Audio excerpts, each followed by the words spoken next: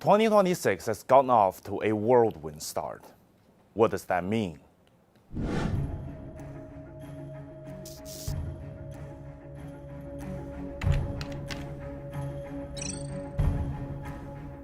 Hello everybody and welcome to this episode of Take Note. I'm Huang Jiyuan. 2026 hasn't been an easy year, has it? We're only several weeks in, and what I see most online is people saying the world's gone mad. My world is even more topsy-turvy. As somebody in the media profession here in China, I've been dealing with two different worlds at work for the past 2 weeks. On the one hand, I got a complete mess. US attacked Venezuela. It's talking about invading more Latin American countries. It wants Greenland, and people are speculating about NATO going to war with itself. And there's this whole situation in Iran. On the other, I got a complete mundane routine. Chinese Foreign Minister Wang Yi visited Africa. Leaders from Republic of Korea, Ireland, and Canada visited China. And I've started brainstorming with colleagues about how to report this year's two sessions. So I've got this dichotomy: high-powered, competitive, aggressive, and unilateral politics on one hand, and a by-the-book, stable, cooperative, even routinized politics on the other. And that clash led me to this video. I can't deny that circumstances have produced this weird China versus the United States dynamic in the global system we're seeing today. There's a direct contrast between the two nations in their actions, and in many people's views, they represent two different approaches to international politics.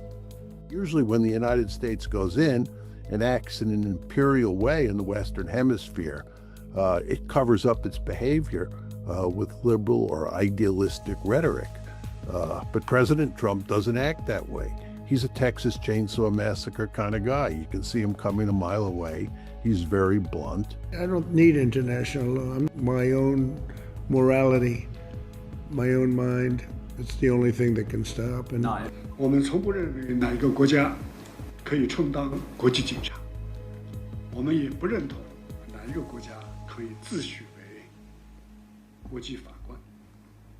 各国的主权和安全都应当受到国际法的充分保护。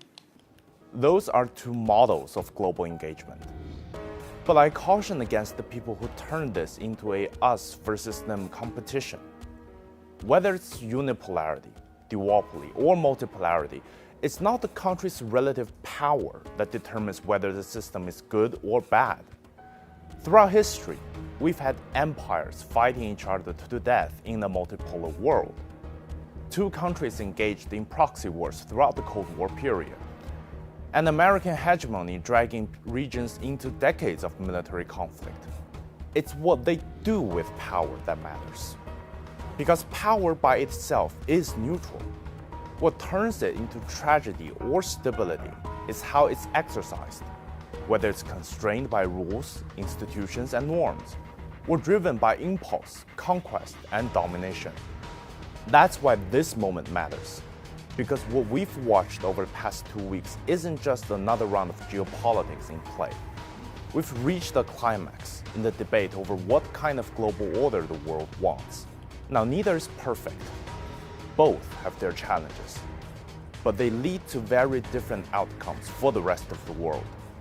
Do we want to go back to the law of the jungle, might makes right power politics, or preserve the rule of law? That's the question of our time. How would you choose?